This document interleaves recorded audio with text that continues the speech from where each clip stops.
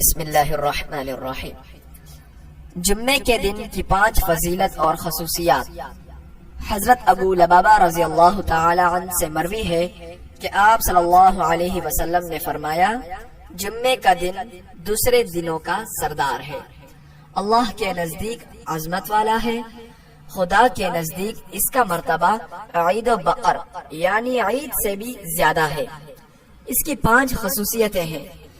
اسی دن اللہ نے حضرت آدم علیہ السلام کو پیدا کیا، اسی دن حضرت آدم علیہ السلام زمین پر اتارے گئے، اسی دن ان کی وفات ہوئی، اور اس دن میں ایسا وقت ہے جس میں کوئی بھی بندہ اللہ سے دعا کرے گا تو اس کی دعا قبول ہوگی، ہاں مگر یہ کہ کسی حرام کا سوال نہ کرے۔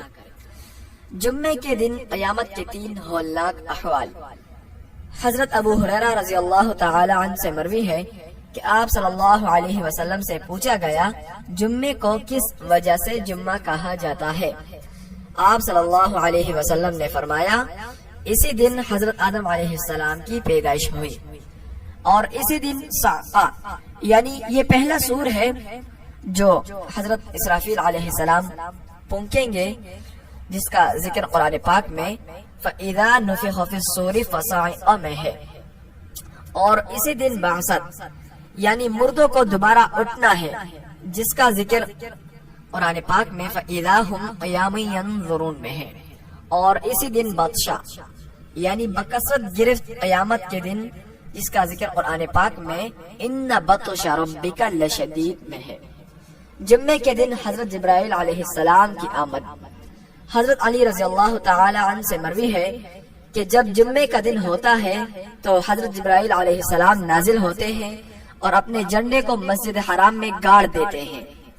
باقی تمام فرشتے ان مسجدوں میں چلے جاتے ہیں جہاں جمعہ ہوتا ہے، اور اپنے اپنے جھنڈوں کو اور نشانات کو مسجدوں کے دروازے پر نصب کر دیتے ہیں، پھر چاندی کے کاغذ اور سونے کے قلم نکالتے ہیں۔ فائدہ: جمعے کے اعزاز اور احترام و اکرام میں حضرت جبرائیل علیہ السلام کا مسجد حرام میں نزول ہوتا ہے، کتنی بڑی شرف اور فضیلت کی بات ہے۔ جمعے کے دن نور کے صحیفوں اور قلم کے ساتھ فرشتوں کا نزول۔